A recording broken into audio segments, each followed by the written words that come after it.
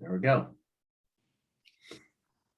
So we'll go ahead and call this meeting, the special Saturday board meeting on February 19 to order. Do we need to do any roll call or anything like that, Dr. Herndon, or are we able to say that? Yeah, I don't think so, because this is our Saturday session. Everything should be okay, study session. I just want to acknowledge that Director Hoover is not able to join us because of the schedule switch. And so hopefully, Director Hoover, if you're listening to this later on, hopefully the recording, and then also I just want to make myself available if I can provide any other information at a later time. All right, well, let's go ahead. Do we need to do any sort of just checking in, or shall we just really put Mr. Steach on the spot? You're not on the spot because it's all about you, right, today. So I guess let's welcome Mr. Steach. So welcome, Mr. Steach. Well, thank you. And so what I'm hoping to do today is walk you through the philosophy behind why you do strategic planning in a district, as well as the actual process that we're going to be following, and get some input from the board, because there is some customization we can do with this. And I want to know really from you and your perspective, whether there's elements that you want to revisit relative to the mission and vision statement, or whether the mission and vision statement that you have are meeting your needs and you think reflect your values and what you want for the district. First of all, can I share screen? Yes, let me give that ability to you. And I want this to be more of a conversation, so I'm not going to fly through a PowerPoint. I'm going to pause a lot and ask you to reflect and make sure that we've got understanding and that this is making sense to you as we move through it.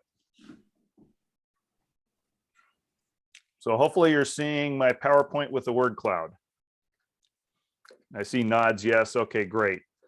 So this word cloud that you're looking at is actually taken from your strategic direction document. I just copy pasted the entire document into a word cloud generator to see what are those things that you reflected or you stated the most, the words that you used the most in developing your plan back in 2018. So you can see, staff is at the center of this, support, quality, parents, teachers, results, process, strategies. A lot of those words jump out, and I expect a lot of those words to still be in there again today. So this is our. Isn't it ironic that student is not there? Yeah. Yeah, that really caught my eye.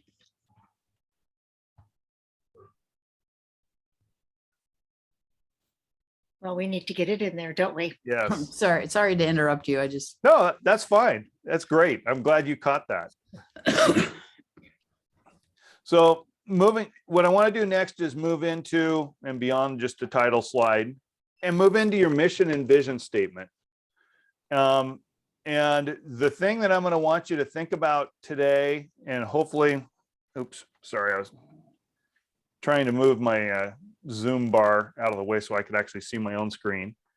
What I want you to be thinking about today as we go through this is reflecting on your mission, your vision, and your belief statements, and thinking whether those still hold true, or you want to potentially update and modify those as we go through the process. You can see students clearly mentioned in the mission statement, even though they didn't show up in that document to a very large degree. And before we dive in, a question I have for the board is, when were these statements developed and adopted, and how much ownership does the current board have in these statements?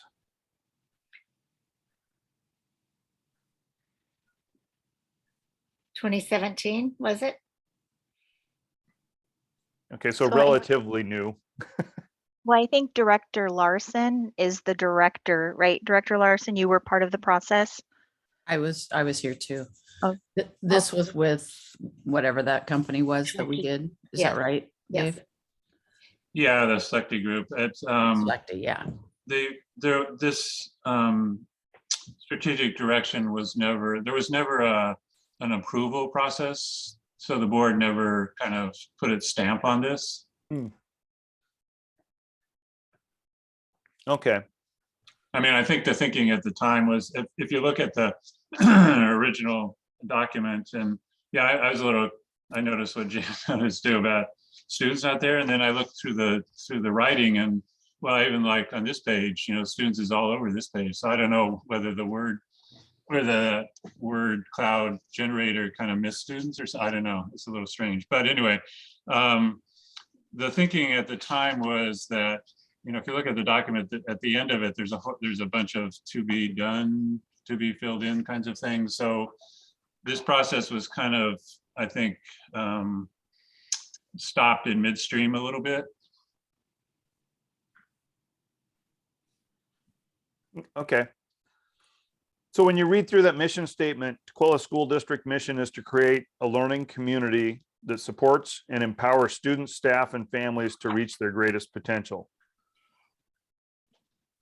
Be thinking about, and I want to revisit this at the end. I don't need to put you on the spot right now, but be thinking about this as we go through this. Is that still, do you feel, encompasses the mission of the district today? And we're going to talk about some options relative to this, with either including it in the process that we go through, or just leaving it as is and using this as a foundation to build upon.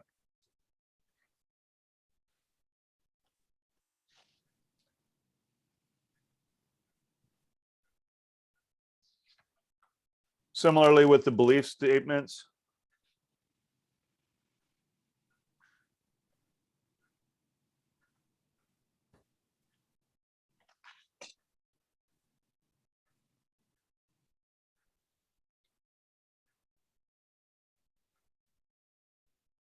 I just give you a second to kind of read through them to reflect.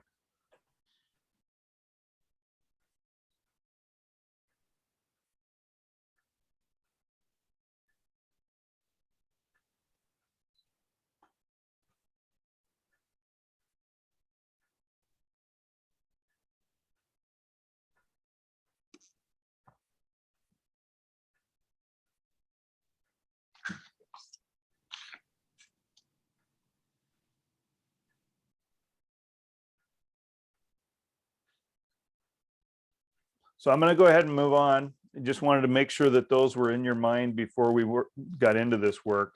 And what I want to start with is just kind of a, why do we do strategic planning in a school district?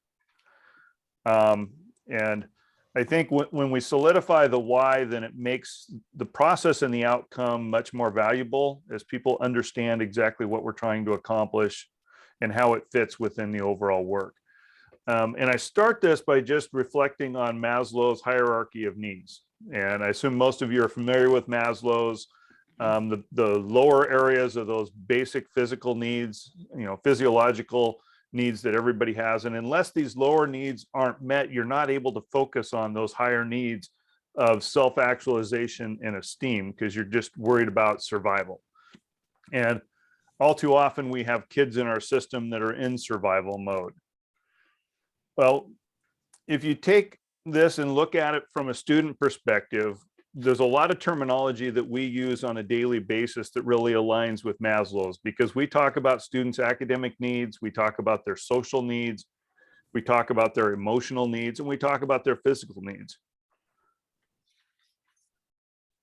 And one of the things that I found interesting when I was looking at this a couple of years ago is I looked at the ASCD whole child framework. I'm not sure if you're familiar with the ASCD whole child framework. And you can see here that I've overlaid in red on top of each of the Maslow elements, the ASCD 5 components of their whole child.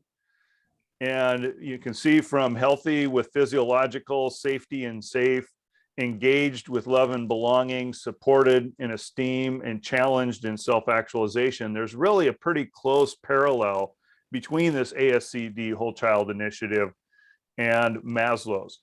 If you replace the wording in these, you can see even more so that the Maslow's titles really do connect with that ASCD whole child initiative. So much so that when I look at the self-actualization or the challenged from ASCD, that looks a lot like of many mission statements that you'll see in school districts, probably across the country.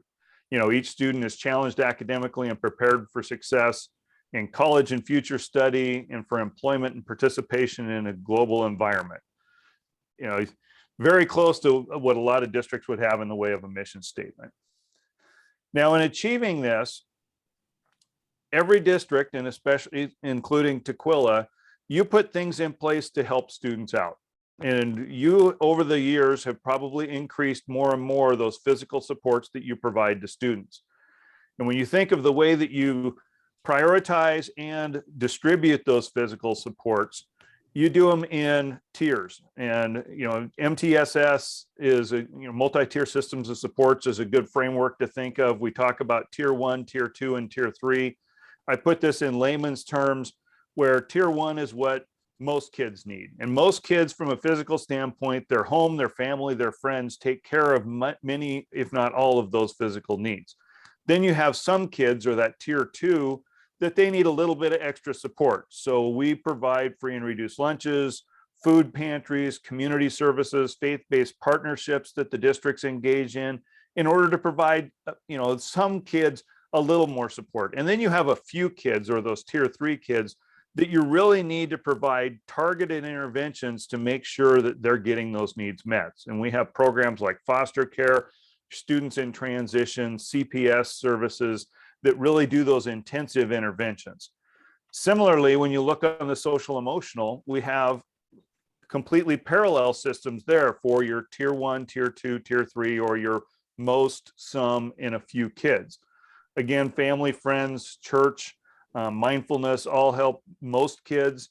The equity work, PBIS, after school programs. Some kids need a little bit more, so we implement restorative practices, anti-bullying, home visits for a few kids. And then we have intense interventions where we actually bring mental health providers into the schools to help kids on a weekly or daily basis, and just to make sure that they're getting those needs met, so that hopefully we can get to the point with academics that, again, we have these 3 tiers of systems where most kids are getting personalized learning, core curriculum instruction.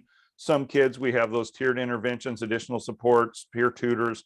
And then a few kids, you've actually got on IEPs, targeted programs for academics. So is this making sense? And you following kind of how I'm structuring how the school district really is meeting all of those Maslow's needs, or the ASC Whole Child Initiative, through tiered approaches? Whether you've called them tiered approaches historically or not, it's really what districts have been doing for many years, independent of what we've been calling them. Do you think it would be true in this district to switch the most and the some? So some kids are at that top tier. I hate to rank them top and lower, but and most kids are actually in that second. Is that helpful to see it that way in how we build this? Ideally, what you're trying to do is define what is the core program you have to provide that meets the needs of 80% of your kids. And if that's an adjusted core program to make sure you're meeting 80% of the kids' needs, that should be defined as your core program. Then you have supplemental, which is the next 15%, and then the next 5%. So I would, in reality, I will tell you, many districts are flipped in that way, that they really have their tier 2 systems are overstressed because they're trying to address most kids in the district. And it's because their tier 1 systems aren't properly defined to meet the needs of the kids. Does that make sense? Yeah, I just think that if we're using standardized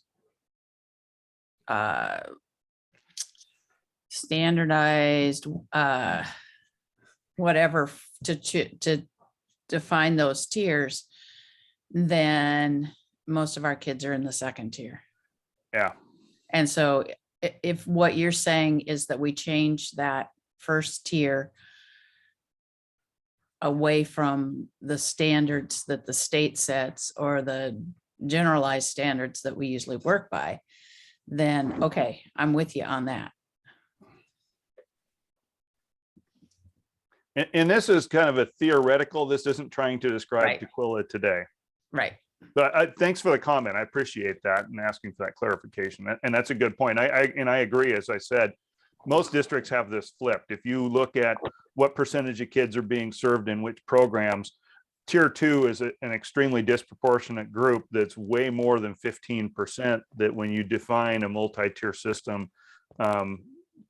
And that's why when you talk to your teachers and talk to families, they say that interventions aren't being effective. They're not applied soon enough.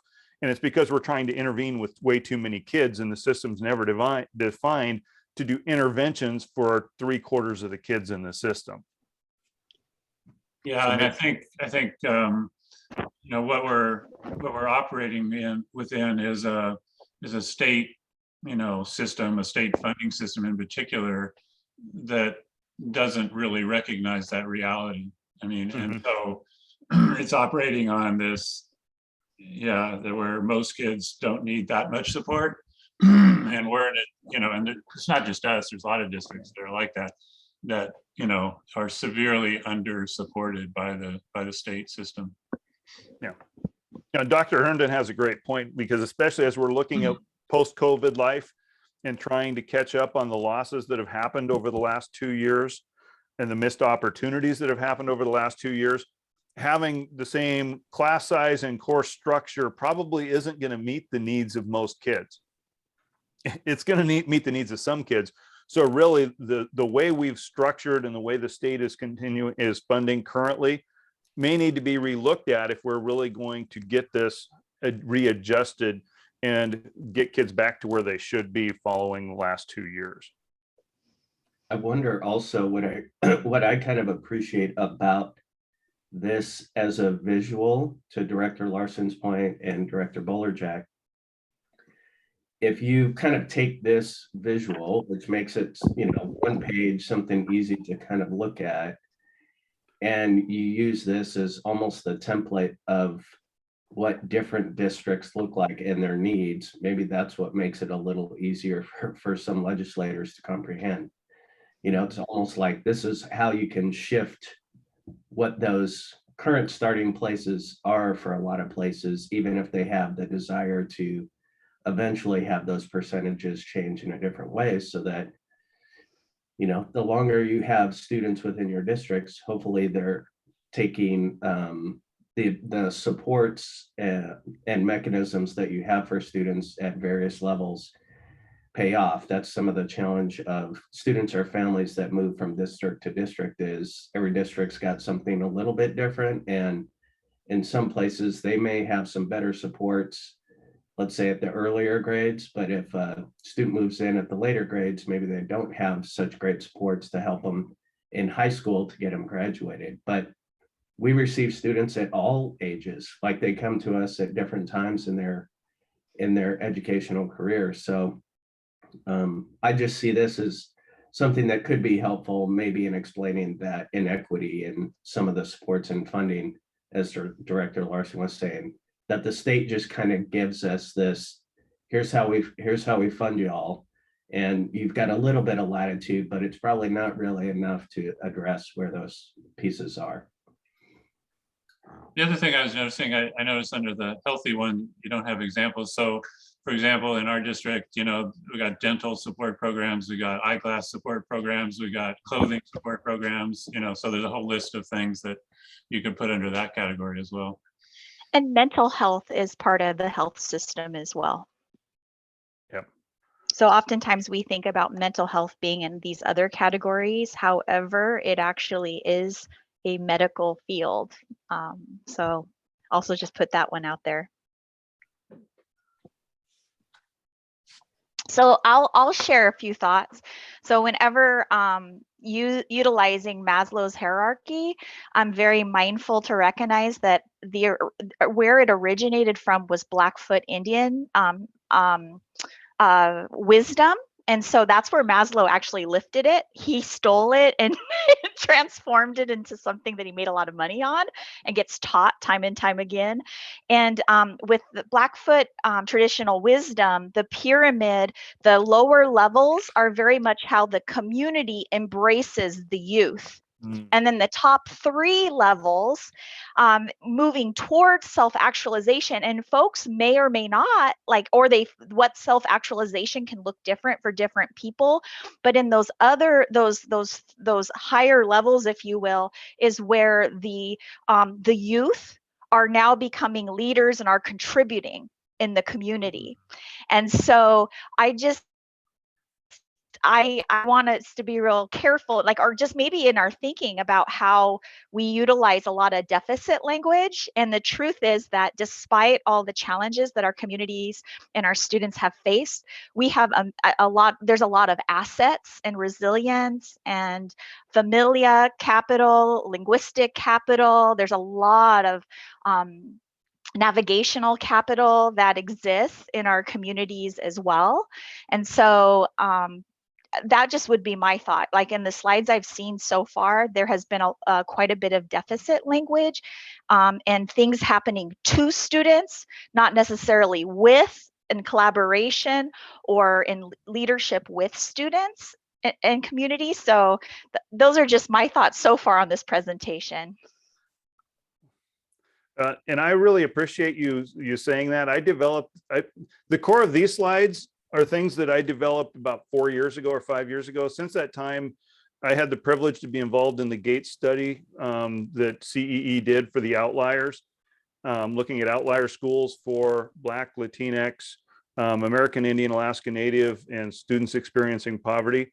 And when we got about halfway through that study, we reframed and renamed that study, and the title became Illuminating the Strengths of Those Students. And I personally did learn a lot from the people I worked with and the way we analyzed that data and the value of student voice, the value of parent voice in the school and community involvement, in the ways that the school district needs to be responsive to the population they're serving rather than making those assumptions. So I appreciate you saying that. And I see that I've got some work I could go back and do in hindsight in improving these. And I had no idea that came from the Blackfoot Indians, so thanks for sharing that as well.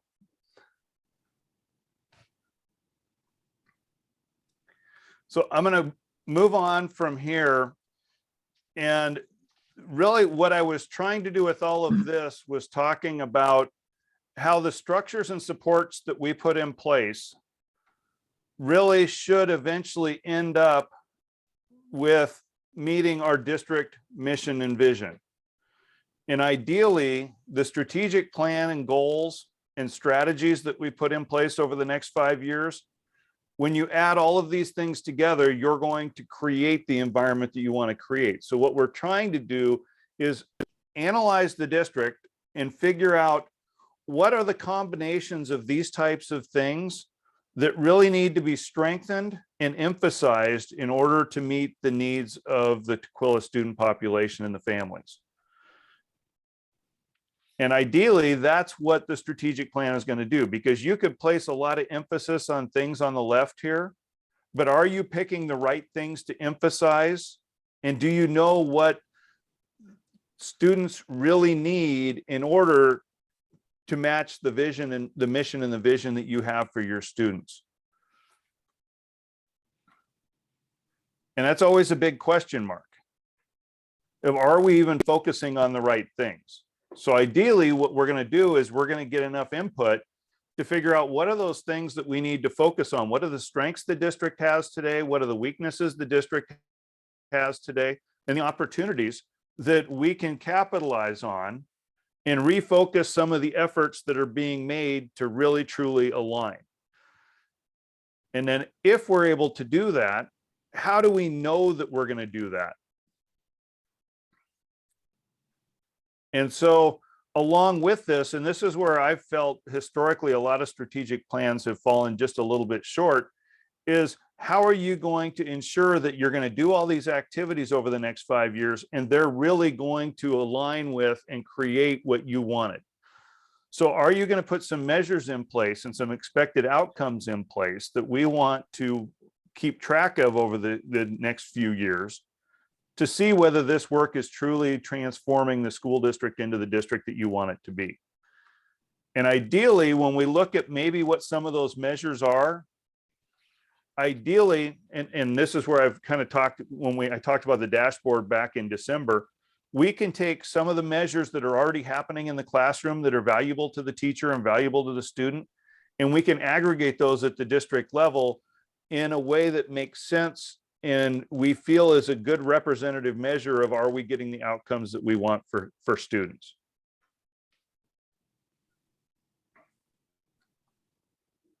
So that hopefully in the end, this is what we're getting is our students are graduating, they're post high school ready. We have high academic achievement, we have high social and emotional development, and we develop that citizenship and community involvement from our students. Or we help them develop into that. So for me, I guess it's probably a good time to put this. So there's an initiative that's going on at the state level. State board is involved in it, and legislature is called this idea of mastery-based learning, and also profile of a graduate. So it seems to me this fits in here until we've, and districts are doing this. The state board is taking a shot at capturing, what is it that we as an organization want to have our students graduating with in terms of skills and all these things that you've listed here as well. And so it seems to me that's would be a good starting place, because some of the things like the state board has come up with their kind of shot at profile of the graduate, and it's a lot of as long as I've been kind of doing this, there's always been this struggle to we have various measures of kind of basic skills and assessments and so forth, but we don't have really great measures of what used to be called 21st century skills, or collaborative and creative thinking, all those kinds of things, which need to somehow get set out as goals. And our goal 2 in the strategic direction talks about engaging students, and listening to students over the years. They want things like hands-on learning. They want stuff that's relevant to their lives. And so capturing a lot of that kind of stuff seems like kind of, for me, kind of step 1 in this process to and I guess on the next page you've got all the forging a strategic plan, but sitting down with students and parents and community and kind of forging that kind of picture would make a lot of sense to me at this point.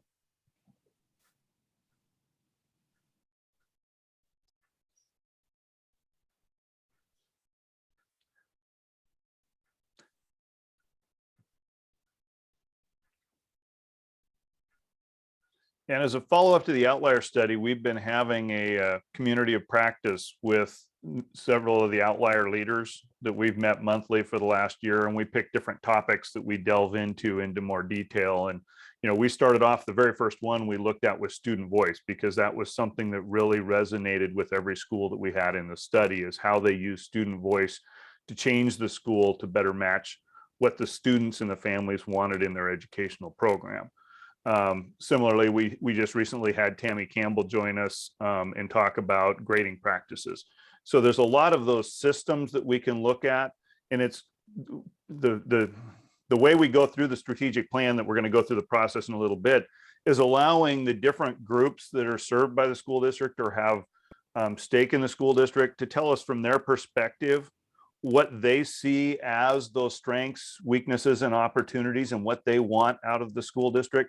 So ideally, when we create these focus groups, the ability to know what the values are, and that's why I wanted to revisit the mission, the value, the belief statement, and the vision with the board, because knowing what your true values are helps us figure out what are those questions we really need to put into those focus groups to make sure that we're delving into those areas that are important to you and getting the perspectives of each one of those constituent groups relative to that value that you bring to the school district. So does that make sense?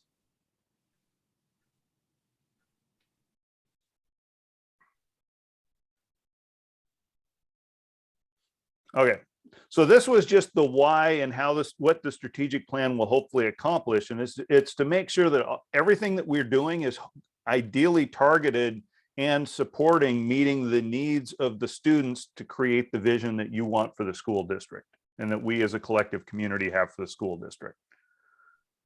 So next, I just wanted to go through the process a little bit and get some input from you on the process as we go through this. And I used the example of creating, you know, a hardened steel disc. And I thought this was a good kind of analogy, not that any of us are probably metallurgists, but most people have an idea of what kind of happens. And it's a series of stages and a series of processes that take things from one stage to the next. So with steel manufacturing, you start with the raw material, you put it through a casting process where you turn it into actually a hard steel block. Then you forge it, where you reheat it, you shape it.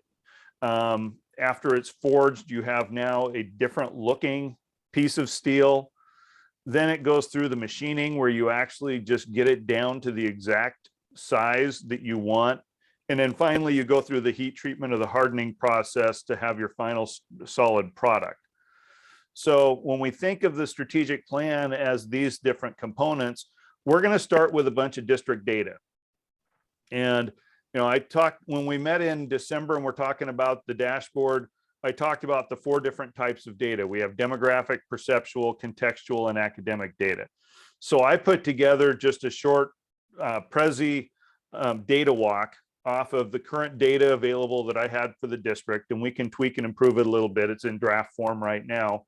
But I typically will start off all of the focus groups with this data walk, just to where I can ground people in, this is the current reality of the school district. And then we allow people in these focus groups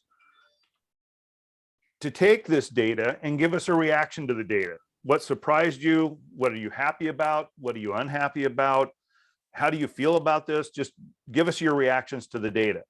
And we have an open discussion on the data. And then we have a series of guiding questions that we help co-develop with your leadership team that hopefully get at some of these themes that align to the values of the board and the district.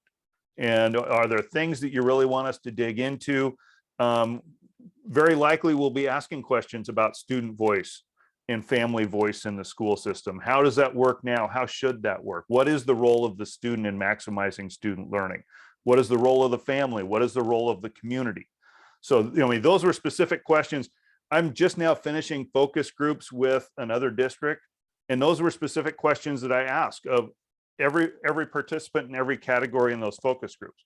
And when we think of those focus groups, you know, this is a picture of the Prezi that I use. You think of those focus groups, we're going to talk to students, we're going to talk to teachers. We typically break elementary and secondary teachers out into separate groups because they have different perspectives. We want to talk to classified staff. We want to talk to your administrators. We want to talk to parents and guardians. We want to talk to general community members. Medical Lake is a district that I'm doing with their focus groups, and they have one elementary located on Fairchild Air Force Base. So Tuesday afternoon next week, I'm meeting with the leaders of Fairchild Air Force Base because that's a significant component of their school community. So this is one of the areas where you need to come in, and I need to know from you, you know, these are the standard ones that we would do, but are there other specific groups that we need to be meeting with to make sure their voice comes to the table? And our intention by meeting with them individually is to make sure that even though they may not completely agree, they at least have a common perspective that we can gather. And then we'll take all of these different perspectives and try to bring them together and see what are those main themes that emerge from all the groups, or even if it's only one group and it's a high enough priority, to highlight it to the district and say, here's what we heard in this area. What do you see, you know, and work together to say, what are those key themes that we think we need to work on, that we need to strengthen as a district, and do we need to tweak the vision that we have moving forward to make sure the vision matches what all of these groups say they want out of our education system. So any feedback on the focus groups and that part of the early part of the process? I'm wondering if we need to add the city into that because it's such a small district that we do incorporate a lot with the city. And when I have community, that can either be a combination of business and, politicians. We can do those together, or we can split those apart.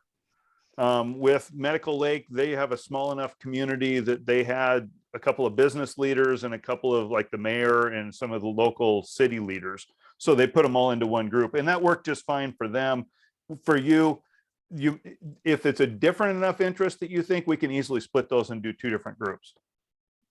Yeah, my only feedback would be that the way this looks like it's set up is it's you or us going to a bunch of silos and getting the feedback from those silos.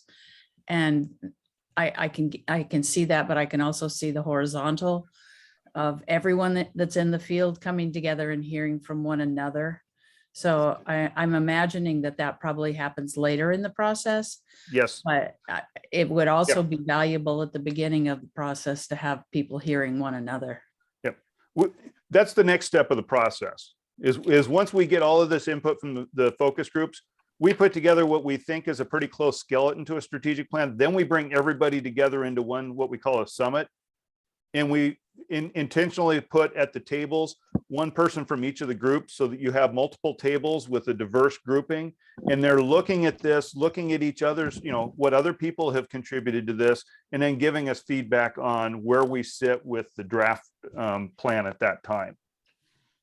So Mr. Steach, I'm thinking about parents / guardians. I would maybe parents, caregivers, and family, because we have families that include caregivers that are aunties, uncles, older siblings helping raise their younger ones. So kind of being a little more inclusive there.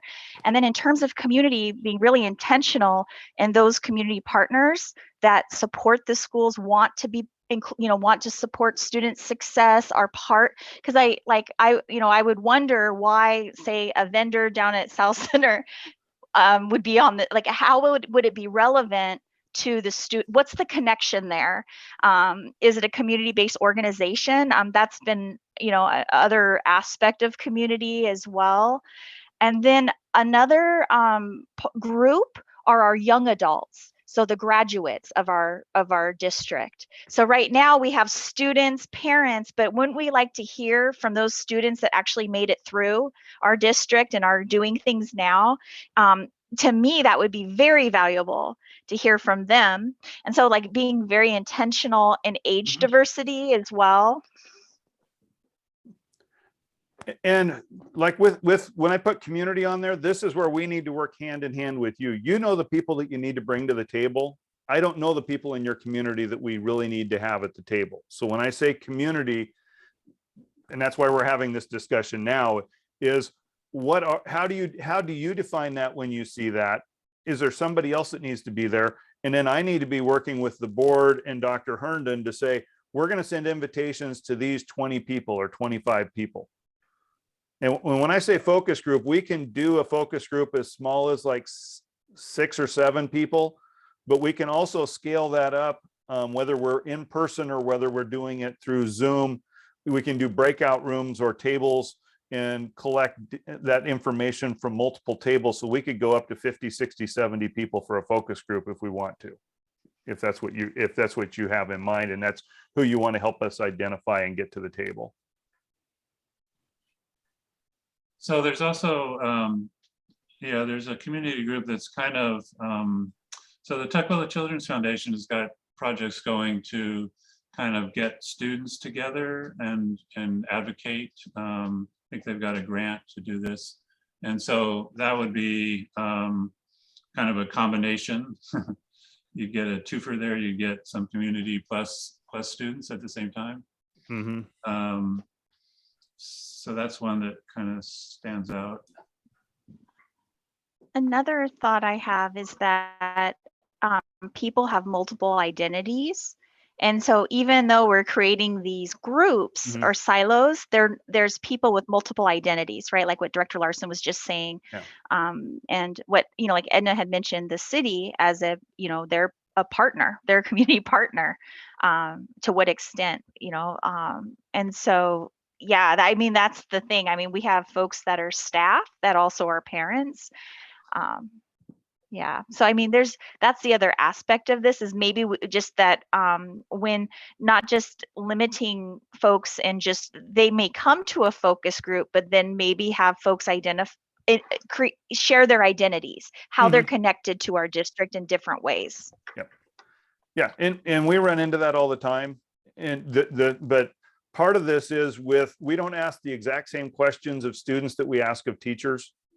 There are common questions that we'll have for every focus group, but there often are very specific questions that we have to specific groups. So while someone may be both a parent and a teacher, if they show up in the parent focus group, we're not going to be asking them those teacher specific questions at that time.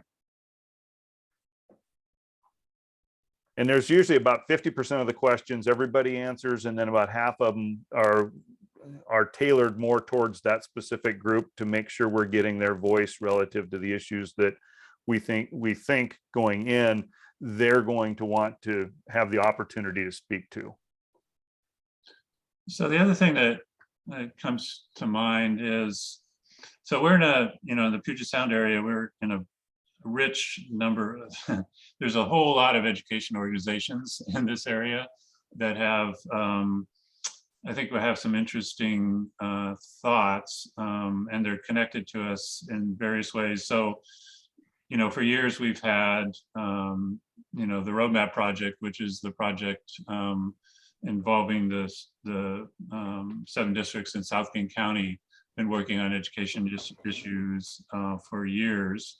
I'd have to think a little bit about, and they have various work groups related to, English language learners, early learning, a whole bunch of different things. And then there's the Equity in Education Coalition, which is another, they have some really interesting ideas about how to transform education for, BIPOC folks. And so I'm just kind of thinking out loud. I'm not sure necessarily how to plug them into this process, but we have a richness of thoughts and ideas from different groups in the area, and it would just, I'd have to mull over a little bit how to Maybe like a group of educational partners. So we do community partners and educational partners. Yeah. Okay.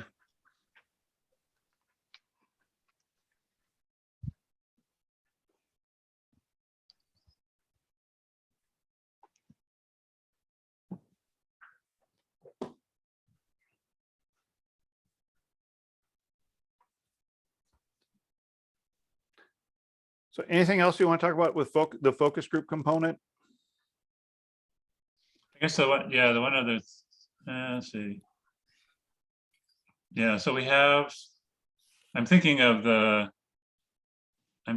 Steering Together group that we have that's already going on, sponsored by, I think, the King County. And that's a pretty diverse, and again, it covers a lot of these areas. So teachers are there, students are there, parents are there. That's another interesting one. We've got a rich set. It's just trying to figure out how to get them all into this structure or whatever. So as far as the timeline goes, how quickly would we be meeting with these targeted groups? Ideally, we would have these done before spring break.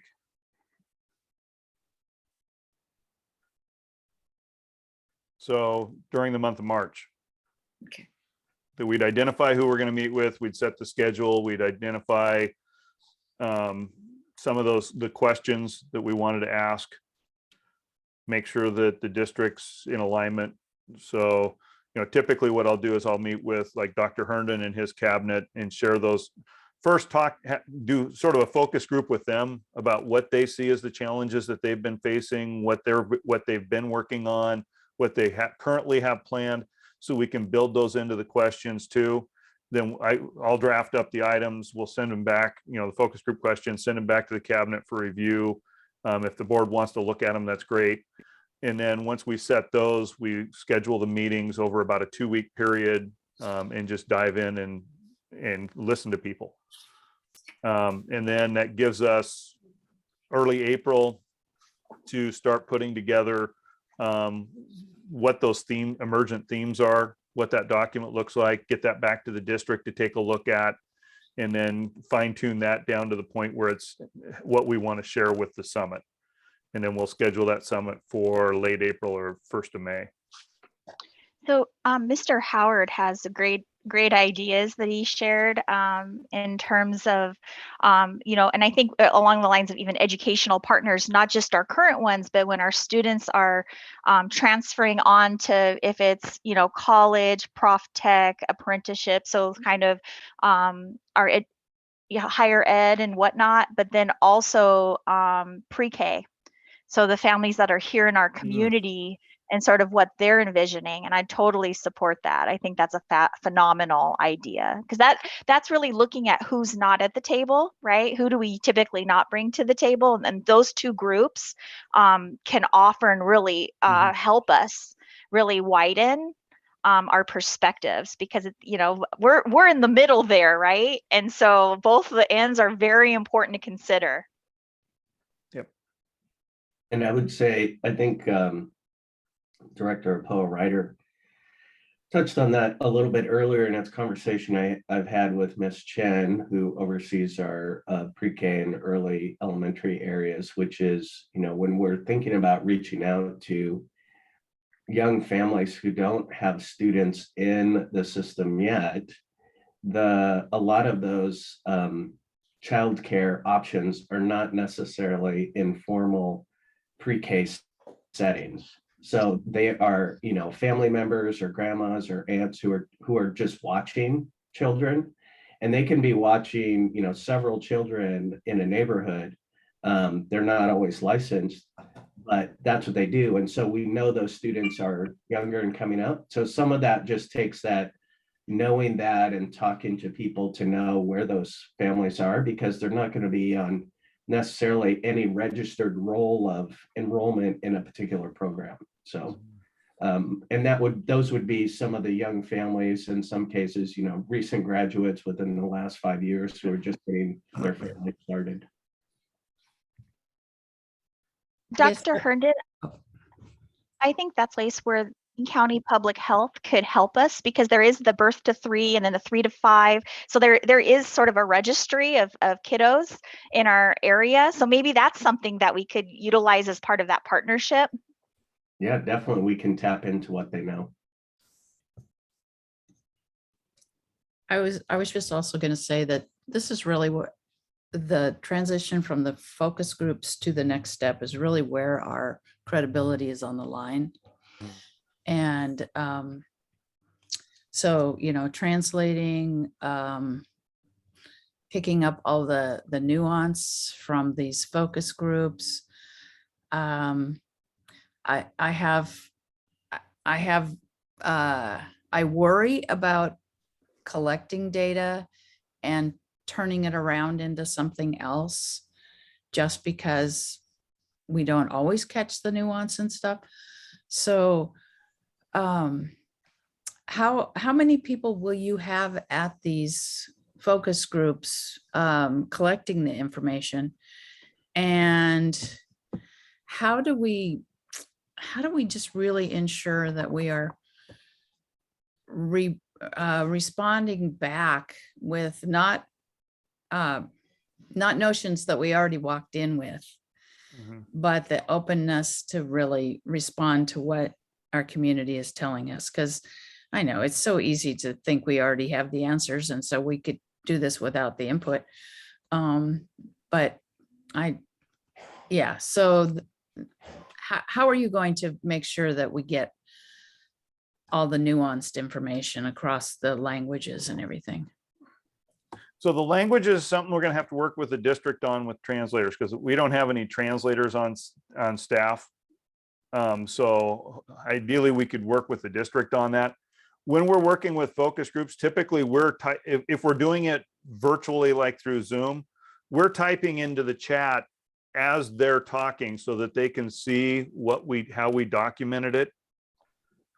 And then we take those, put those into the document. When we create those main themes, what I typically do is say, here's the main theme.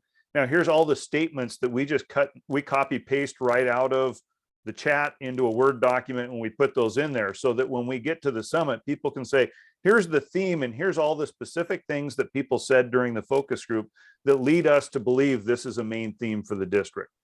So they can actually at that point still look and see, here's what I see what I said is right there in the document still. And it's after the summit that we peel out all of those direct quotes and really work it into something that looks more like a strategic plan. But to me, it's very valuable to make sure that those statements are visible for everyone to see in the summit, so they can know the input that went behind every theme that emerged. Yeah. And Mr. Steach, I know like with the roadmap project, they've done some great work where they actually publish kind of and have quotes or people that have given permission to sort of have that face of where these, maybe thinking, I mean, the other aspect of this is not only who's involved in the focus group, but how are we bringing our community along? And so like, if these are going to start up in March, I'm thinking, how will the community know these are coming? How do they know we're doing strategic planning? How will they, and kind of, bring folks along, and then, really honoring voice, because that's what, like, out of that work, I know like more recent publications that I've seen have actually, it's all about honoring the voice and the actual words, similar to what Director Buller-Jack was saying, like making sure that like. The timeline that I have is basically backward planned from having a strategic plan in place for the start of the next school year. And being very sensitive to the fact that if we get to May, anytime after the first 2 weeks of May, people are so wrapped up in the closing of school, we're not going to have people's full attention. So if we want to have a summit, it needs to be at the latest in early May to be able to have people still focused on schools, thinking about schools, get good staff participation in addition to student, parent, family, community participation in that summit. So that's kind of backward plan. That's where we are today. If we want to adjust that timeline, we do have that flexibility. But my goal was to make sure that we have something for you before the next school year starts. So I had a couple of, I was thinking about, Director Poe, I talked about foster graduates, which I think is a really key input into this, and just a couple of thoughts on how to, I know it's always tricky because when they leave our system, it's hard to sometimes track them down. Where are they? And so there's a couple of places. First of all, I know some of the graduates are working with the Untitled Children's Foundation, and so you can tap into them and their network of foster graduates. And then the other place is the college and career counselors up at Foster High School have contacts as well to some of the students, because so just some thoughts on as you're trying to find those people. Graduates have siblings still in the school too, so there's still connections there.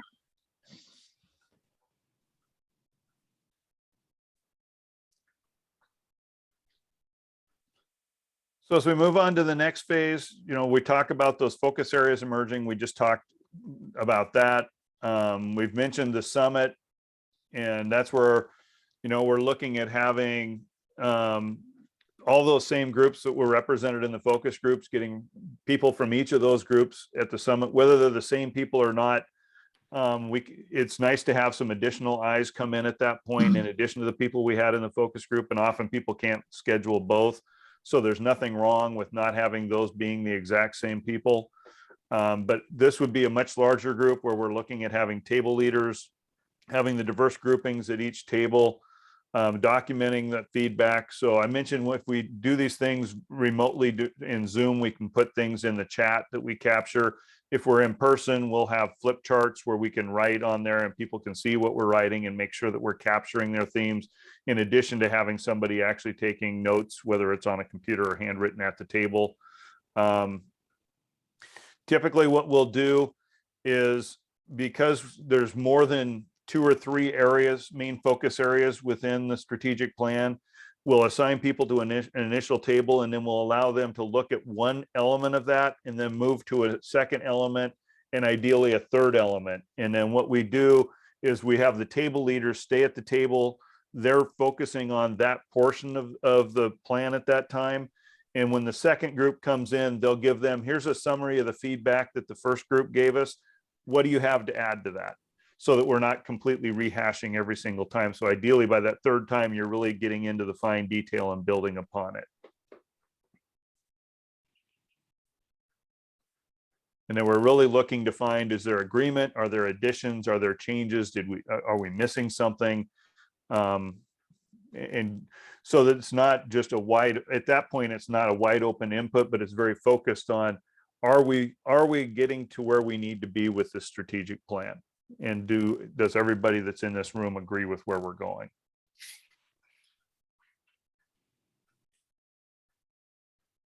So I guess for that, I would, always just having that linguistic accessibility, and then thinking about time of day, childcare issues, coming together with food. I mean, like those types of considerations. And I know that our group had talked about stipend for people's time and expertise and their wisdom. So those are just things that I would be thinking about, like thinking about how to get a representative group together. If it's not virtual, right? But Right. even if it's virtual, there ought to be stipend and or honorarium. Okay. Yep. Yeah, we're glad to work with Dr. Herndon and his team to put that in place.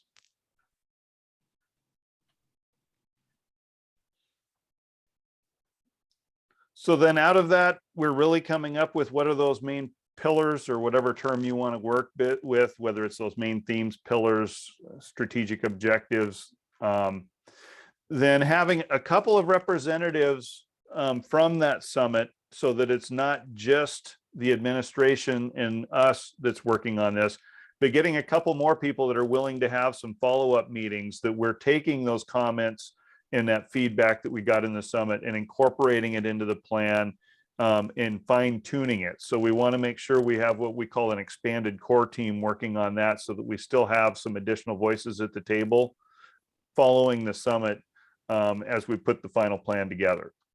And then that gives us that draft plan that we would bring to the board for approval, implementation. And then that's where we start talking about the monitoring component of that, which loops back to what I was talking about earlier, of how are we going to make sure and hold ourselves accountable that this plan's going to drive us in the right direction, and we're going to get the outcomes that we want for students. Which brings us to that data collection, analysis, reporting, reviewing, and adjusting over time. And then this was the timeline that I had potentially for us to be able to do this.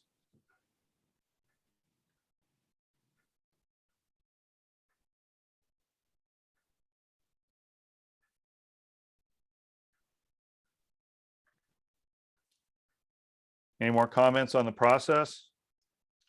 I guess as I'm sitting here thinking, this looks like a fairly wide open process. And my only concern would be that, I mean, when we did this strategic direction, I mean, there's a ton of different things going on here. And my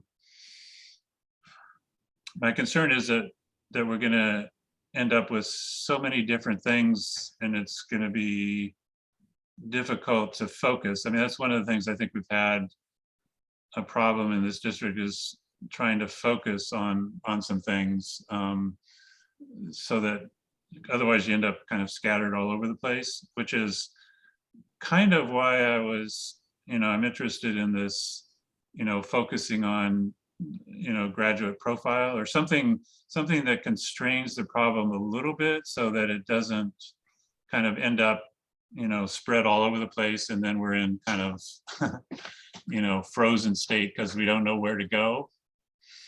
That's just a concern. The goal would be to eventually have this down to probably 4 main pillars or themes.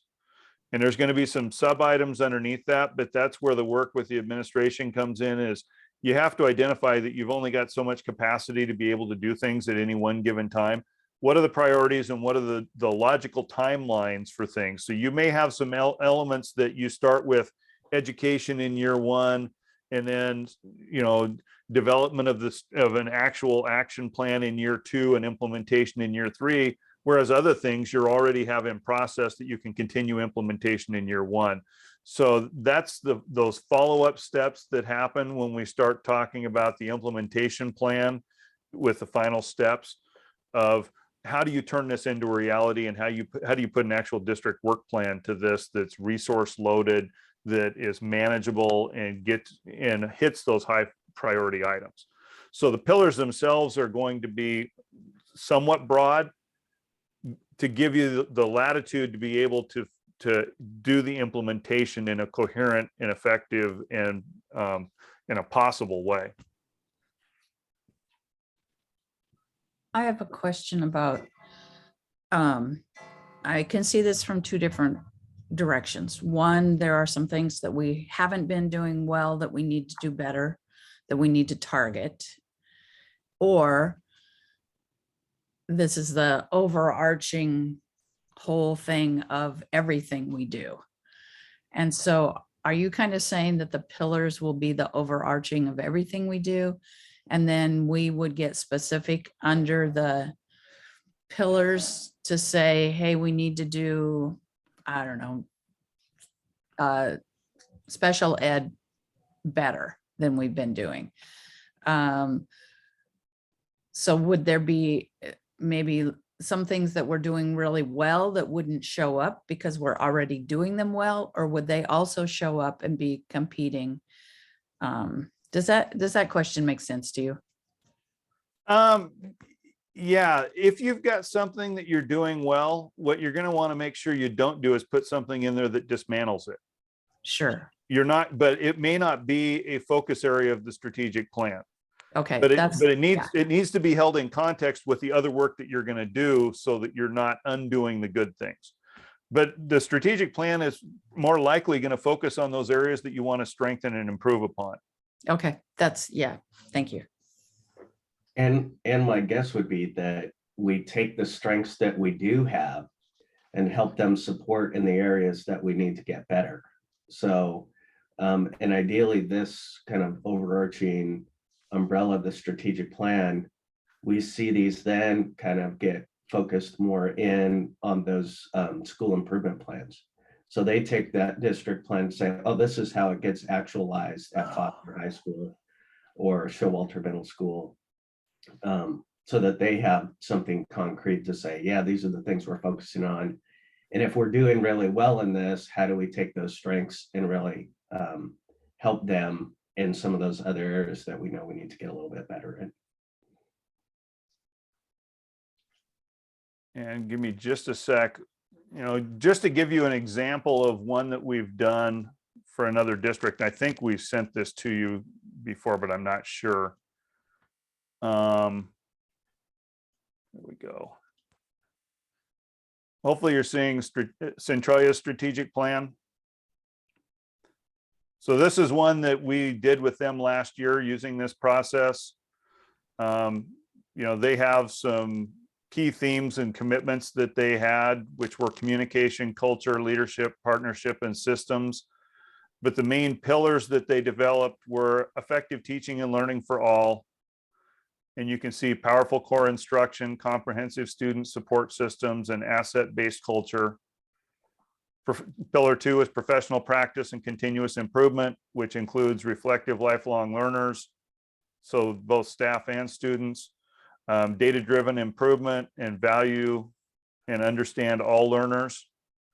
They're struggling through knowing their kids. They've had a demographic shift that they don't feel the staff have kept up with. So you can see, we had long talks about whether they wanted equity as a separate pillar. And in the end, we all agreed that we wanted equity infused in every area of each pillar, or some area of each pillar. So culture and community of excellence, school and student climate, engaged families, community partnerships, and staff culture. And then supportive learning for success, fostering student agency, whole child approach, safe and supportive environment, and diverse and skilled staff. So this is an idea of, so now you're seeing the 4 pillars and how each pillar has a subcategory, and you can now start to see how you could build some strategic initiatives under each one of those that you could interweave over the next 3 to 5 years. Does that make more sense now, rather than talking in the abstract?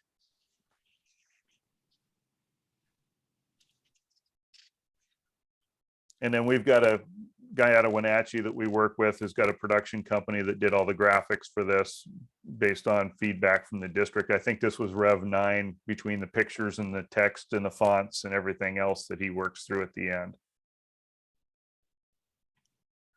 But I thought it might be helpful to just to show that to you.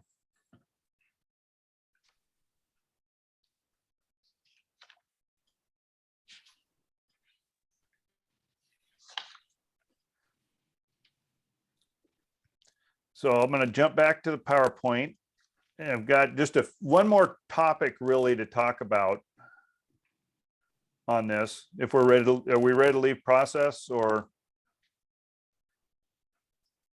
Okay, I don't want to rush things. I know we've got plenty of time, and I'm just trying to make sure.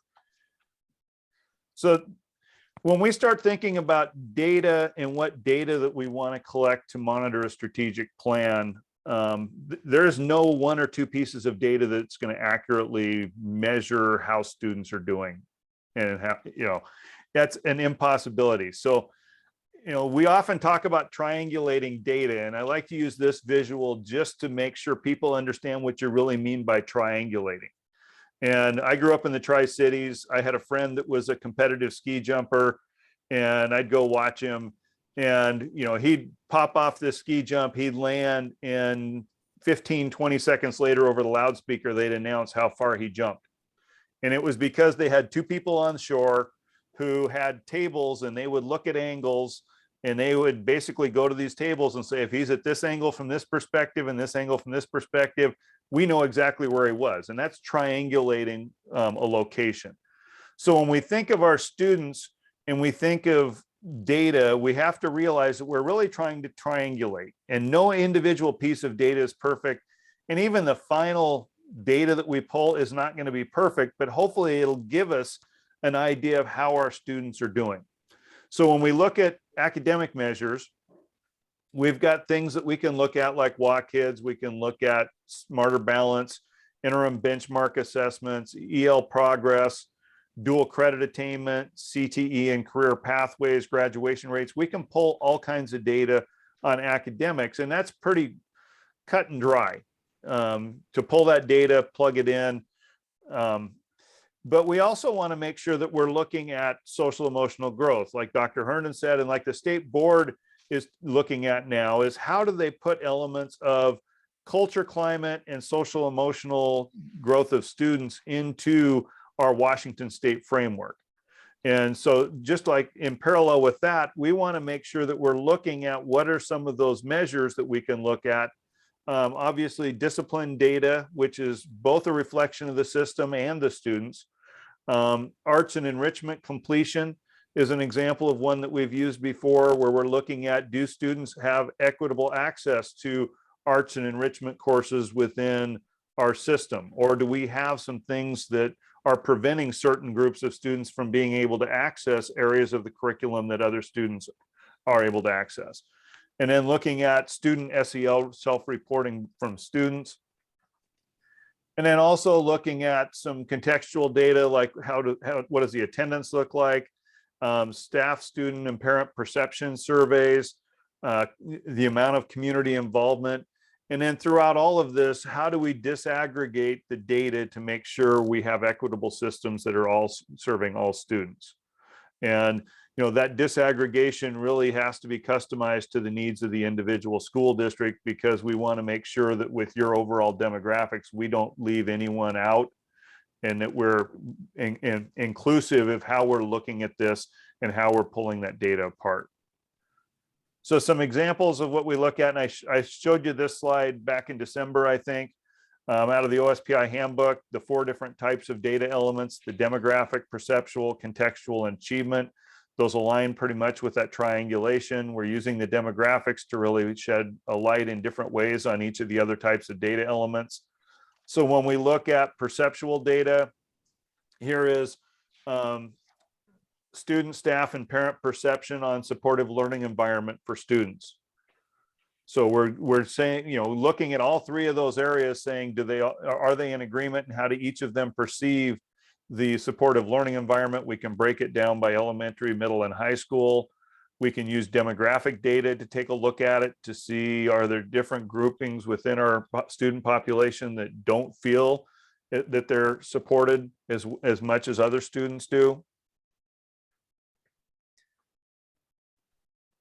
Looking at contextual data on attendance. How do we want to look at attendance? You know, how do we want to pull the data apart to look at it? Here, we're just looking at a combination of overall attendance and chronically absent. Is there another way that we want to look at it other than by grade level? Looking at perfect attendance, is that something the district even wants to look at? Because sometimes with perfect attendance, you're setting this expectation that really isn't attaining to all the needs of students. So being sensitive to what does match the district's culture and climate and your values and what doesn't. Looking at contextual data again on perception data, critical thinking, students self-reporting, you know, their progress on critical thinking and future orientation. And then the contextual data of WA kids. What does your kindergarten profile look like coming into the school district each year? How well are you working with preschool providers and families to be able to help have kids ready for kindergarten? And what is that definition of ready for kindergarten? Is there something else that you would rather use other than WA kids, or is WA kids to you a good measure of this? And again, using demographics to split out that contextual data. And then lastly, looking at academic data. And, you know, I think when I was thinking of this slide earlier, when we were talking about the tiers and the sum versus most, you know, and ideally you're putting this data into, if you put this into a pyramid, and you turned, instead of it being that blue, the blue is green, which we don't use green for ADA reasons because colorblind people can't tell that apart. But if the blue or green, so you're looking at what is that top, is that really 80%? And if it's not 80%, what does that say about your system? And, you know, from what we've talked about today, there may be a theme that emerges in this around how do we define core and how do we define what we do for all kids that really meets the needs of most of our kids. But if you put this into a pyramid and showed it to the legislature, you would show that you've got a whole huge group in that yellow band that's much more than 15% of your population. And even your red band is much more than 5% of your population, which in a multi-tier system, that ideally would be where you would be sitting when you're looking at your core versus tier 2 and tier 3. And then being able to break this down again using demographic data. But those are just examples of what we would want to do. And again, it's using the data that's available to bring it up to the district level to give you some metrics that you can look at to see, are you changing the outcomes for kids, and have you defined those outcomes that really measure what you want to measure about the students in your system. Which brings us back. We can talk about, I don't know if there's any questions on the data, but it brings us back to that whole question that I opened with about your mission, vision, and values, or beliefs, mission, vision, and beliefs.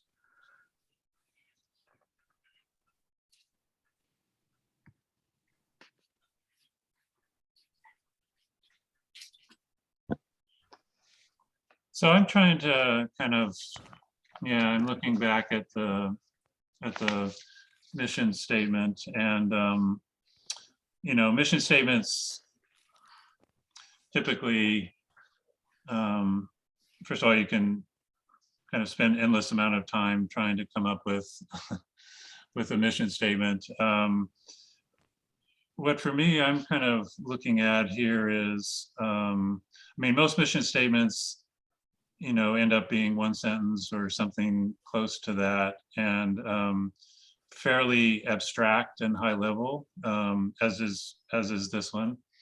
And I'm trying to kind of connect that, it's a next level down of abstraction to that, for me, would be, I keep going back to this profiles of a graduate, that, so, the state board took a whack at this and comes up with, like 6 different, areas, I mean, it says, so our mission statement, create a learning community that supports and empowers students. Okay.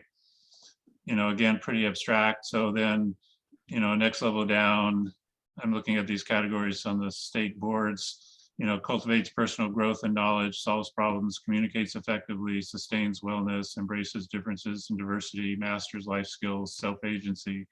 So that's a way to me of kind of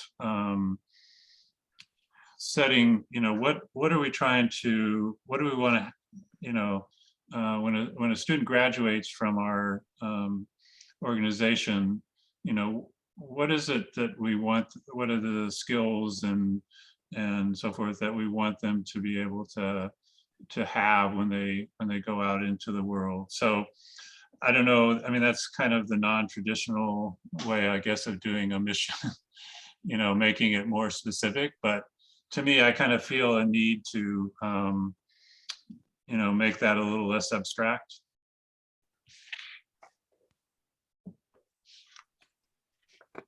I'm looking at the options that are listed here on this slide, and the include feedback on the current mission, vision, and belief at the summit. That's what I would lean towards.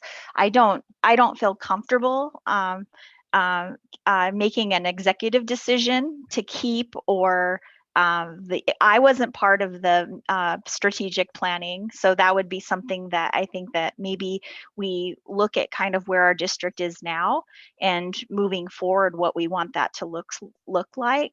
And when I looked at the mission vision, there was quite a bit of very problematic beliefs that were embedded in there and language that was used. And I won't go into all the details, but just very problematic, concerning.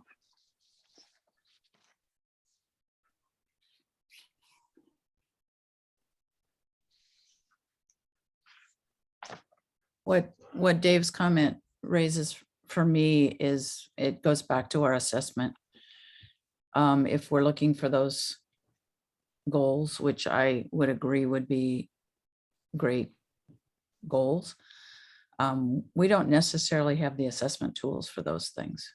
We have the assessment tool for an academic achievement. And it feels like, culturally we're spreading it out and saying it's not just the academics we want our folks, our community to be proficient at, but I don't think we have any way to measure those other things. And so I think that's important. Yeah. Yeah, I'm thinking about the Healthy Youth Survey. Ask questions, I feel I belong at school. I feel safe at school. I have experienced bullying, or I've witnessed bullying. I mean, there's a lot of different questions that our kids get asked in that measure, and that is a longitudinal. It happens over time. So that is something that, I mean, and I don't know, Dr. Herndon, if you have other thoughts about other information we're capturing from students. Yeah, I mean, again, I was in a group with some area superintendents as we were going through some race and equity training, and they were talking a lot about kind of what are the metrics that really help you identify whether or not you're being successful. And they talked about that measure of student belonging being one of the really key goals, because even though it's not necessarily a quantitative measure about reading or math or anything else, it's a qualitative measure to say, if I feel I belong, chances are I'm going to be more successful in all of these other areas too, or at least be in a position to be more receptive. When I was in I went to Cascade View earlier this week. Yeah, we're still in this week. And was talking to Principal Fremstad, and she was going over some of her data about the progress some of her students have made from, being a couple grade levels behind. And then she was also talking about the absences that she was looking at. And I said, well, one of the things you might look at is some of those students are really far behind. How many of them are also the students who've missed the most days of school? So, and who knows why they're missing the most days of school? It could be that they don't want to come to school because of something else. Could be that they were sick. But I said it would be good to take a look at that data, because chances are if students are at school, they're at school because they also, feel like they belong. If they don't feel like they belong, they find they don't come to school sometimes. Not all of them. Some still do come and they don't participate, but it's looking at those pieces. So I agree, that sense of student belonging that the Healthy Youth Survey kind of taps into, those are, to me, I think those are really good indicators about ultimately whether or not we're being successful with what we're doing. And there's many more questions on that survey in terms of depression, anxiety, suicide ideation, substance use. So when you're looking at the whole child, or like Maslow's, we're back to Maslow. So Maslow's hierarchy, you can see in terms of physiological needs or sense of belonging and safety, or safety and then sense of belonging, that, kids need to have those other needs met in order to sort of, if we're holding that expectation, then how are we as a district meeting the other levels?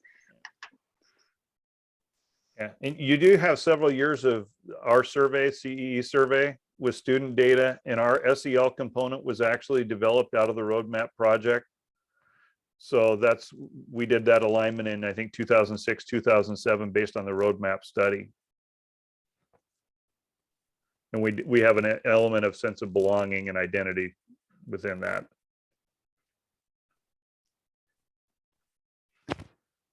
So I've heard one person say, including feedback on the current mission, vision, beliefs at the summit. I'll share with you with Centralia, they wanted to revise theirs. So Lisa Grant, the superintendent, she worked with the board independently and came up with a new mission vision that we shared at the summit and got feedback on, and then revised based on the summit. So that tended to work well. We're working with Medical Lake right now.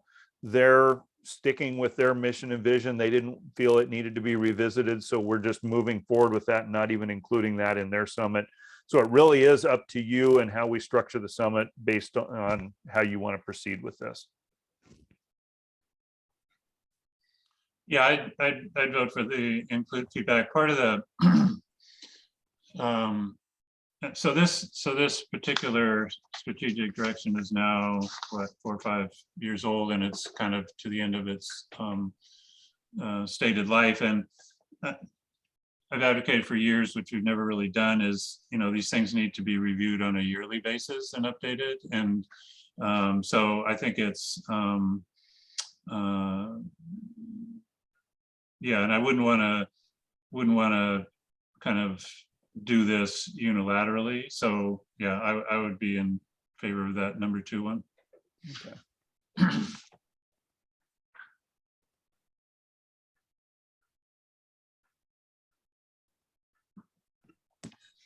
I think I agree. What I wouldn't want to do, though, is, well, I don't know, maybe I'm going to contradict myself. I was going to say I wouldn't want to spend the whole time with our focus group people or our summit people wordsmithing. I would, or trying to fit what we're doing into what's already there, because it's in front of us. Yeah, and my thinking is, if to include this in the summit, I would go through the other process first and then set aside about 15 to 20 minutes at the end and just put this up and get people's reactions to it and have them say, in light of everything that we've talked about, all the new input that's come in, how do you feel about this? Do you feel this accurately reflects what you think it should be, or do you think it needs to be revisited? And just really put it out there. We're not going to wordsmith. We're just going to give it a thumbs up, thumbs down, so. And then from that, then give us what doesn't resonate with you, get some feedback on it, and then we can bring that back to the board and have a discussion. Yeah, that makes sense. Thank you. Okay. Yeah, because I agree. We don't want to get in. The goal of the summit is not to get into wordsmithing on anything. It's all conceptual. The wordsmithing happens with the expanded core team, which is why we want to have representatives from the different focus groups on that expanded core team so that we continue to have those voices as we get into the wordsmithing.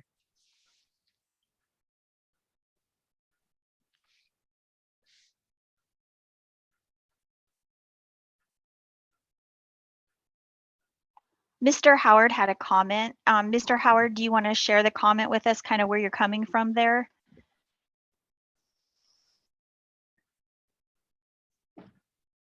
I don't know if you guys can hear me. I'm kind of in a noisy place, but my thinking with the pandemic, one of the two things I noticed immediately was as we started going through the pandemic, we started talking about synchronous and asynchronous learning. And we all struggled just trying to decide what was synchronous and asynchronous. And I know anxiety sits in it one way or another. I just have to go to the doctor a couple of times and start filling out these forms, and then I get anxiety, but I don't know where anxiety comes from, but those challenges are really, really deep for all of us. I would add that maybe this is an ongoing conversation that changes all the time, but if we can get everybody together and talk about the metrics that we want to measure and continuously look at those metrics and be able to change on a regular basis, because we know students are going to grow and challenges are going to come up throughout the year, this would be very helpful. One positive thing we could do instead of the reactionary things that we normally do, which is we do report card conferences after 45 days into school. How do we do report card conferences before school starts? So parents and students can be really partners with us before school starts, share what they've been doing with students over the summer, extend the learning, and then help teachers plan. That's a change in our behavior as we start to move forward. So the same thing with our mission and vision, maybe going out and doing our equity circles and having conversations so they can use the words or say the words that they want to see. So it's not something that sits on the shelf, but it's embodied. So I just noticed when people are involved in those conversations a lot more, they use the words. We may not use those words, but they may use the words, and then the words that that they're using, we need to adapt to because it's more meaningful to them than it is to us. Hopefully that made sense. Very Yeah, helpful.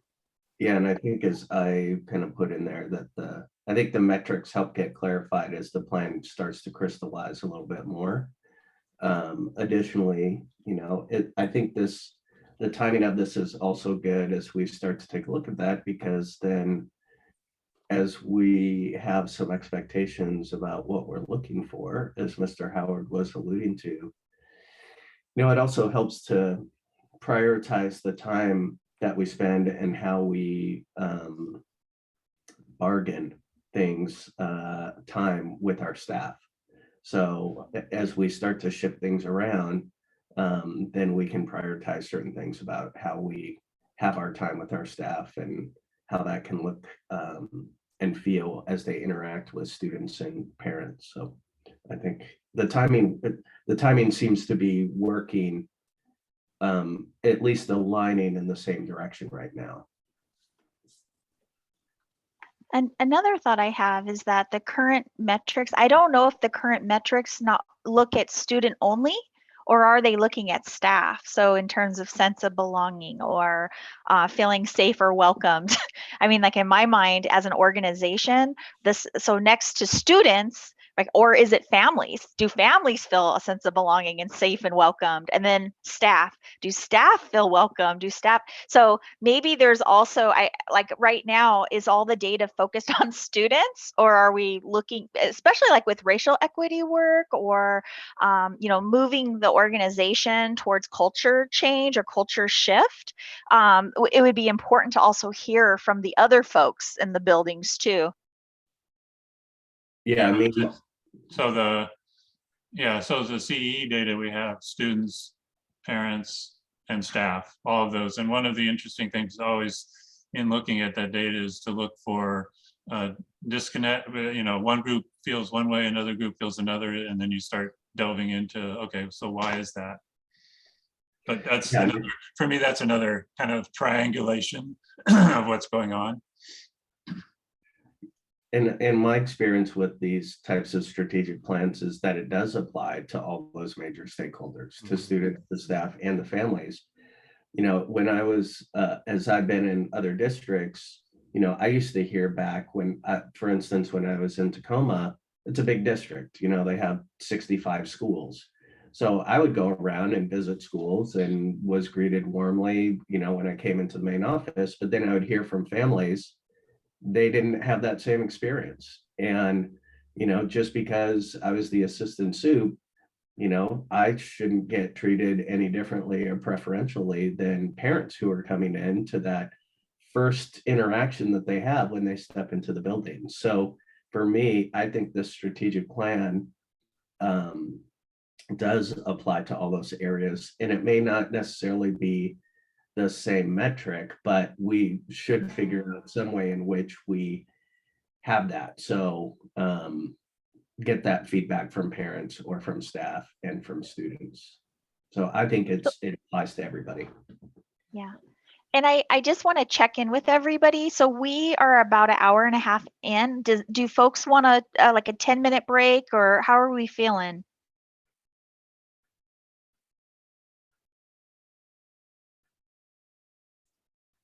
John, what's your sense of? I'm basically almost done. I think we're just having the final few minutes of the discussion is my thought, unless you have something else that you want to delve into.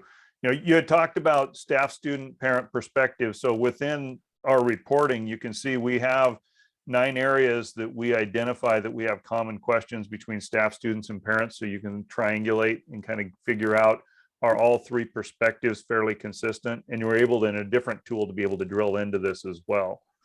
So we do ask a lot of those questions. And the other thing that we're able to do is with the dashboard that I showed you back in December, if we identify that there's something that we don't report as a grouping of questions, that you say you want certain questions to be able to define that, we can add in or regroup our questions and create just that custom category for you, like staff sense of safety.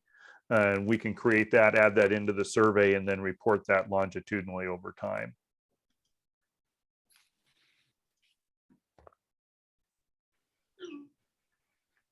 Do we have agenda after this? Oh, then I suggest we just keep going to finish. So Everyone I didn't else have okay? anything else. That was the end of my PowerPoint and the end of what I wanted to share with you today. And really, it was part of this was sharing with you so you understand what we're doing more moving forward, and also get feedback on those items that we need to really customize to fit Tukwila in your district, to make sure that we give you the best final plan that possible. So will you send out a list of the focus groups to us, and we can add to that? Or how will we know if we think that you've got all the? So what I'd like to be able to do is have a meeting with Dr. Herndon next week and sit down and kind of talk through what we heard today, put that list together, we share it back to you, and then we can work with the administration on getting the timing of those set up, getting them scheduled, and figure out what's the translation we're going to need for the different groups, when's the best time to meet those different groups, and who the district wants to target, so we can get some of those invitations out.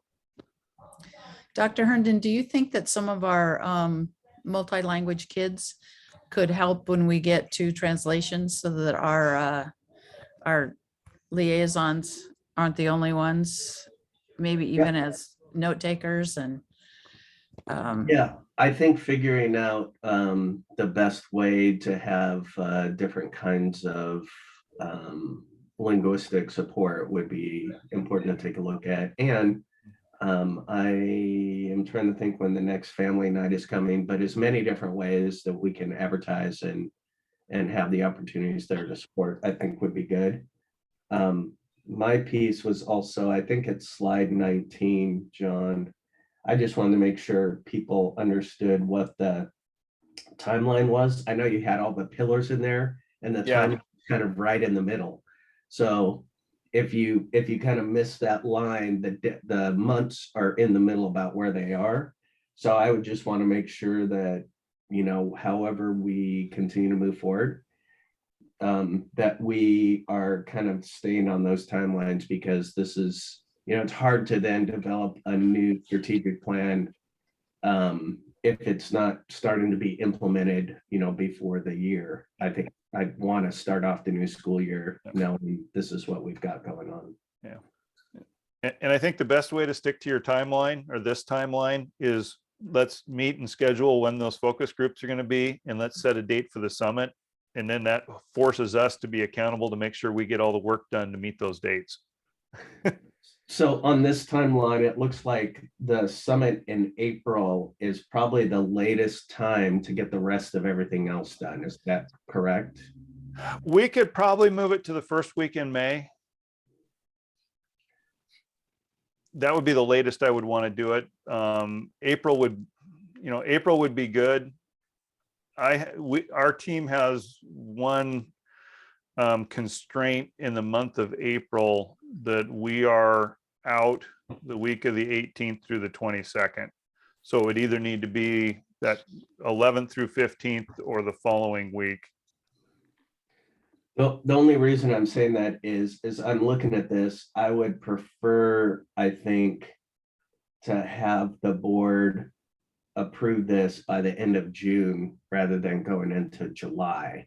Okay. Because then we're at the end of the school year and everybody kind of knows, as we're setting everything up, what to expect. So, I mean, that's my particular preference. I don't know about the rest of the board. Yeah, it feels like rolling it out is going to take more than 2 weeks in August. Yes. Yeah. I guess the one other thing I would ask is, because of, you know, the history that we've had with strategic plans in this district, probably not unique, is that they get created and then you kind of get put on the shelf, is that you would contemplate, you know, a process for an annual review, and to keep in line with, you know, Mr. Howard's thought about constantly reviewing. I mean, that's been, I think, one of the biggest weaknesses we've had, is that we don't do that. And so therefore it gets stale and it goes out of date and so forth and so on. So some recommendations coming out of the process, I think, would be good to say, okay, here's what you should do, you know, on an annual basis or whatever, to keep it fresh. But do you see this then as the rollout made me think as rolling out for the whole next year? So the principals would start working on their school improvement plans according to this over the next year? Or are you thinking they're going to try to put that in place by September?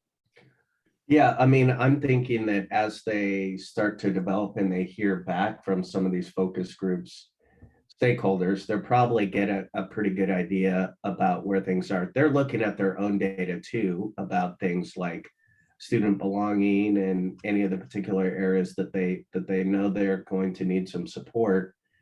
So I think they can really develop that. And then once this is developed by the end of June, then they can also take a look at any sort of tweaks that they need to make in the fall once they come back. So I think having them be aware, and this is, you know, as I was thinking about this, as Director Larson was talking about, like, how does this get embodied? And Mr. Howard, how does this get embodied in the work, the reflection that we do all the time? I think of this somewhat like the race and equity work that we're trying to do, which is it's a lens that we use like all the time. You know, it's lenses, these different lenses of the strategic plan are things that can come into place when we're doing our hiring or we're doing our professional development, or, you know, at any of the approval agenda items that we have at board meetings. Like, how do we tie this in? The presentations, the data presentations that we have, right? How are they relevant to the strategic plan that we're going to be spending so much time on and getting so much community feedback on? And hopefully that's what's being reflected in the work that we do. Right. So when things are presented to us, is it obvious that it aligns, right? And that this whoever's presenting was very intentional. And then likewise for us, are we grounding our discussions and our comments that are aligning with, or we're having discussions that connect some way? So I don't think it's something just for once a year, right? Like actually it would be something that hopefully each of us would be speaking about or making those connections as we're making decisions. For me, that's an interesting concept because I think we actually work off of maybe 3 or 4 pillars, one pillar being our strategic plan, another one being state law, and the third one being budget. Mhm. And because those things are so fixed, sometimes we can't get that whole arch over it because we're directed in a different way. So I mean, that's the tension that I think we always work with. Yeah, I think that's true. I mean, there are definitely some things in state law compliance issues that we have to do, right? That may not be exactly where we want to go, but we just have to do it. It's like, we'll see how we can tie this in. But I think as we've said before too, I think it also helps if we are really aligned and successful in what we're doing. And it seems to run counter to some of the requirements that we have or compliance issues with state law. That's how I think then we can advocate at the legislative level to say, this is why it needs to be changed. Like, we're aligned, we can show you, how we progressed it or how we've attacked it. And this is why it needs to be differentiated, or this is why we would suggest, at the legislative level that there are some tweaks in the compliance that you have. For sure. Yeah, I think all those three that you just mentioned, budget, I mean, the same things, the strategic plan needs to inform the budget. And I mean, there are certain requirements in the budget, but there's also some discretionary prioritization that happens. And then, yeah, I completely agree. If we come up against some roadblocks that the state has, then that's the guide to advocate for changes at that level. So I think all three can be interrelated, of course.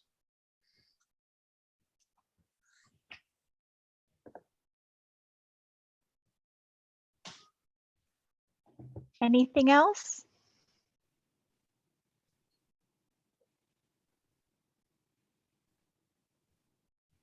Well, thank you, Mr. Steach, for facilitating. And I'm really looking forward to seeing the slides, because that Wordle that you created was like, it blew my mind thinking about like what, in terms of at least whatever the work that was worked on, years ago, kind of like what, how things manifest and it becomes a visual to kind of see, like, in terms, because the larger words are, oftentimes said more often, right? And so it's just very fascinating in terms of that. So, and thanks. Is there anything else for the good of the order before we adjourn?